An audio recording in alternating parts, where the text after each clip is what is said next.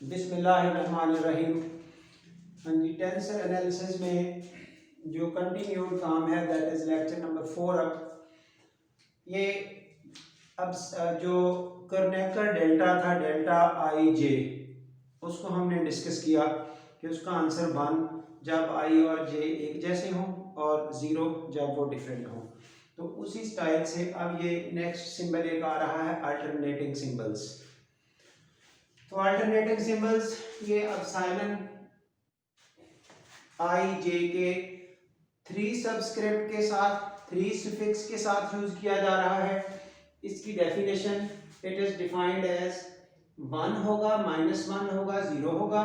1 कब होगा? जब आई जे के साइक्लिक ऑर्डर में होंगे, साइक्लिक परम्यूटेशन में होंगे। -1 होगा जब एंटी साइक्लिक, साइक्लिक ऑर्डर ना हो। अब साइक्लिक ऑर्डर मींस यानी कि 1 2 3 2 3 1 एक ही सर्कल में यूं मूवमेंट हो, इसकी डायरेक्शन एक ही साइड पे जा रही हो। 1 से शुरू हुआ, आगे 2 3, 3 से शुरू हुआ, आगे 1 आगे 2, 2 से शुरू हुआ। तो इसी तरह से जो एंटी साइक्लिक परम्यूटेशन है वो इस तरह से, ये देखिए 1 से शुरू हुआ, आगे 2 आ गया, तो आगे 3 तो नहीं, 3 तो इधर से आ रहा है, ठीक है। इसी तरह 3 से शुरू किया, 3 आगे वो उलट हो गया। यानी कि ये तरतीब है, जैसा कि यूं कह सकते हैं आप, यूं हो 1 2 3। अब अगर 2 से शुरू करते हैं 2, फिर आगे 3, फिर वापस 1, ये साइक्लिक ऑर्डर है। लेकिन यहां से अगर 2 से शुरू करते हैं, आना तो 3 चाहिए, लेकिन हम 1 लिख दें, ऐसे आ जाए 2 3 नहीं बल्कि 2 1, उलट चल पड़े। तो इस तरह से जो एंटी साइक्लिक प्रोसेस होगा वहां पर आंसर इसका -1 आएगा। अगर कोई दो जो सुफिक्स हैं एक जैसे आ जाए, जैसे 1 1, ये एग्जांपल्स आप इधर से देख सकते हैं। 1 2 3, 2 से शुरू हुआ 2 3 फिर 1, और अगर 3 से शुरू हुआ 3 1 2, 3 1 2, तो आंसर 1। और अगर इनकी थोड़ी सी चेंज डिफरेंट होती है, वो साइक्लिक जैसे एंटी साइक्लिक अभी आपको समझाया, तो आंसर -1। और अगर कोई भी दो सब एक जैसे आ जाए, जैसे 1 1 है, 1 1 इधर है, 2 2 है, 3 3 है, तरतीब जिसमें भी आ जाए, जब दो एक जैसे आ जाएंगे तो आंसर आपका 0 हो जाएगा। ये आपके पास इस अल्टरनेटिंग सिंबल की डेफिनेशन है। अब इसका फर्दर यूज क्या है? जाहिर है इन चीजों ने अंडर डिस्कशन आना ही आना है। जैसे कर्नेकर डेल्टा डिस्कस किया फिलहाल पिछले लेक्चर में, अब ये अल्टरनेटिंग सिंबल डिस्कस हो रहा है। इसके जो अदर लॉजिक्स हैं, जो इनका लिंक्स हैं, वो थोड़े से समझ लें पहले। ये एक थ्योरम है, प्रूव दैट आई जे के एल एम के, ये देखिए एक के जो इंडेक्स है वो डमी है, बाकी दोनों इधर डिफरेंट है, इधर डिफरेंट है, के एक जैसा है। तो रिजल्ट डेल्टा फॉर्म में क्या आ रहा है? नोट द स्टेप, ये के तो आपका खत्म हो जाना है क्योंकि ये डमी है। Remaining i l j m, पहले दोनों डेल्टा आ गए, माइनस का सिंबल, माइनस की वजह से थोड़ा फिर ऑर्डर डिस्टर्ब होगा। ये देखिए i m j l, i m j l, तो ये सेकंड वाले का ऑर्डर चेंज किया गया है। तो डेल्टाज की फॉर्म में इनके आंसर्स। ये नेक्स्ट जो कमिंग लेक्चर्स हैं, कमिंग टेंसर का यूज है, उसमें ये चीजें हमारे यूटिलाइजेशन के लिए ज़ाहिर है अवेलेबल होंगी। उस वक्त ये काम तभी आएगी ना अगर इनकी बेसिक से आप फेमिलियर हैं। हाँ जी, अब इसका प्रूफ है। प्रूफ के हवाले से शायद कोई बहुत बड़ी टास्क नहीं है। दो तरीके हैं प्रूफ करने के। एक तरीका है वेक्टर एनालिसिस का यूज करते हुए। अब वेक्टर एनालिसिस में पढ़ेंगे तो फिर उसकी डिटेल किसी एक आध बच्चे को 5 4 को याद हो सकती है, लेकिन मोस्ट बच्चों को याद नहीं होगी। इसलिए हम वेक्टर एनालिसिस वाला वर्क नहीं कर रहे, वो काम ही कर रहे हैं जो हमें इस जगह पर डिस्कस करना है।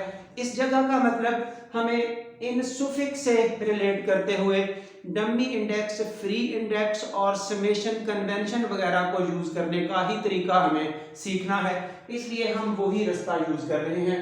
हाँ जी, नोट द स्टेप हियर के इज डमी इंडेक्स। सो जो डमी इंडेक्स होगा, अब ये है आपके पास लेफ्ट हैंड साइड, तो इस डमी इंडेक्स के की जगह क्या आ जाएगा? 1 1 2 2 3 3, क्लियर है ना बात। समेशन कन्वेंशन किस पे लगना है, डमी इंडेक्स पे। तो इन जगहों पे डमी इंडेक्स k है, तो k की जगह 1 1 फिर 2 2 फिर 3 3 सम अप करके लिख दिया। अब असल में इसकी लेफ्ट हैंड साइड आपके पास अब ये हो गई है, ये आपके पास हो गई है left hand side after opening the dummy index. Dummy index ने ओपन होना ही था। राइट साइड पर आपके पास ये स्टेटमेंट है जो हम प्रूव करना चाहते हैं इक्वेशन नंबर 1 में। तो यहां से चलते हुए 4 केसेस लिए जा रहे हैं। तो 4 केसेस कौन कौन से। फर्स्ट केस, अगर i और j एक जैसे हो जाए, l और m एक जैसे ना हो, वो डिफरेंट हो, then left hand side right hand side पर बाय डेफिनेशन ही वर्किंग करनी है।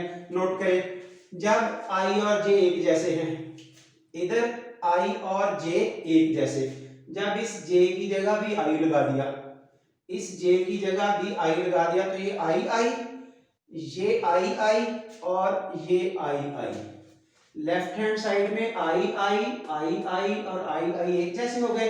अब आपको समझ आ रही है, ये भी जीरो, ये भी जीरो, ये भी जीरो, साथ जो मर्जी हो, lm जैसा मर्जी हो, तो ये सब मिलके 0 0 0।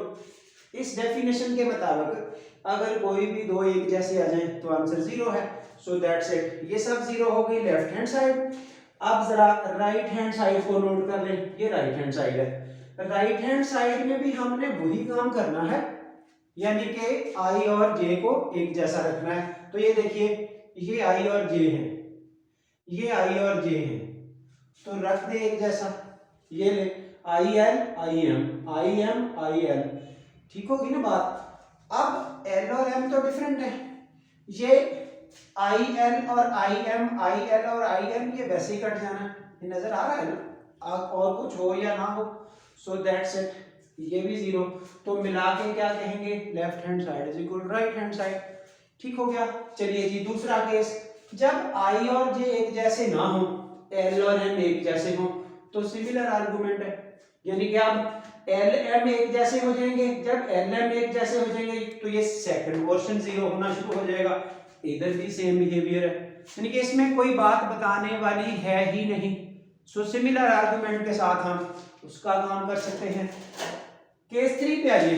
केस थर्ड में आपके पास अगर i और j भी एक जैसे ना हो, l और m भी एक जैसे ना हो, अब दोनों ही डिफरेंट है, तो नोट कर रहे हैं, ये देखिए i1 है, j2 है, डिफरेंट हो गए ना। l और m भी आपस में डिफरेंट है, ये 1 और 3 हो सकता है, 2 और 3 हो सकता है, कुछ भी हो सकता है, यानी कि i j डिफरेंट रखें, l m डिफरेंट रखें। इसका कोई भी केस ले लें, ये देखिए अगर ये 1 2 रखे, वो 1 3 रखे जा सकते हैं, यानी कि ये 1 2 1 3 1 2 से ये 2 3 ऐसे रख लें।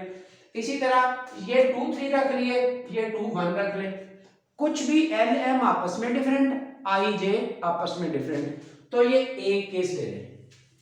जिसका भी काम करना चाहे इस केस के मुताबिक, देखिए i1 j2, ये जरा लेफ्ट हैंड साइड नोट करें, ये वाली i1 j2, ये 1 ये 2, ये लिखो गया, ये 1 ये 2, ये लिखो गया, ये 1 ये 2, ये लिखो गया। तो अब आप नोट कर सकते हैं, ये 1 1 एक जैसे हो गए, यहाँ 2 2 एक जैसे हो गए, और यहाँ पर ये 3 3 एक जैसे हो गए। जिसकी भी बात करना चाहे कर लें, यानी कि ये ओपन क्लियर है, सब कुछ लगा लें तो मर्जी। चलिए जी, राइट हैंड साइड पे आ जाए, यही कीमतें पुट करते हुए, तो ये स्ट्रक्चर आपके सामने है। अब जब ये डिफरेंट होगा, डेल्टा की डेफिनेशन क्या है, डेल्टा जो i j का आंसर 1 होता है जब i और j एक जैसे हो, और इसका आंसर 0 होता है जब i और j डिफरेंट हो। ये डेल्टा की डेफिनेशन है। तो ये देखिए, ये डिफरेंट है, इधर ये दोनों ही डिफरेंट है, ठीक है, तो ये भी 0 ये भी 0, आंसर 0।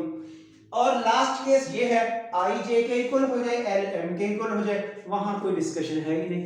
ठीक हो गया ना। इस तरह से अब ये सिंपल प्रूफ था इन डमी इंडेक्स को यूज करते हुए। फिलहाल आपको जो सजेस्ट किया जा रहा है, ये डेफिनेशन नहीं भूलनी कि अगर i j के साइक्लिक ऑर्डर में है, साइक्लिक ऑर्डर अभी आपको इधर से समझा दिया, तो आंसर सेम रहेगा और 1 आएगा।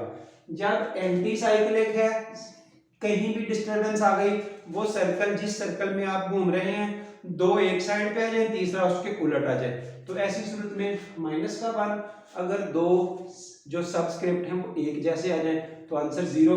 ये डेफिनेशन याद रखनी है, डेल्टा की डेफिनेशन जो पिछले लेक्चर में गुजरी वो याद रखनी है, और 2 एप्सिलॉन अल्टरनेटिंग सिंबल्स जब यूज होंगे तो उसमें तरीकाकार क्या है, डमी इंडेक्स खत्म हो जाएगा, जो बाकी बचे आई एल जे एम वो डेल्टा की डेफिनेशन में कन्वर्ट हुए, माइनस का symbol i m j l. ये आपने एज ए फार्मूला यूज करना है इन कमिंग स्ट्रक्चर, जैसे जैसे हम इस टेंसर को आगे बढ़ाते जाएंगे। सो इसका प्रूफ भी पूछा जा सकता है, तो वो भी वेरी सिंपल है। बाकी आप समझ रहे हैं, इंशाल्लाह काम का सिलसिला हमारा कंटिन्यूड है और बच्चों तक जो हो सकता है पहुंचाने की कोशिश कर रहे हैं। Thank you very much.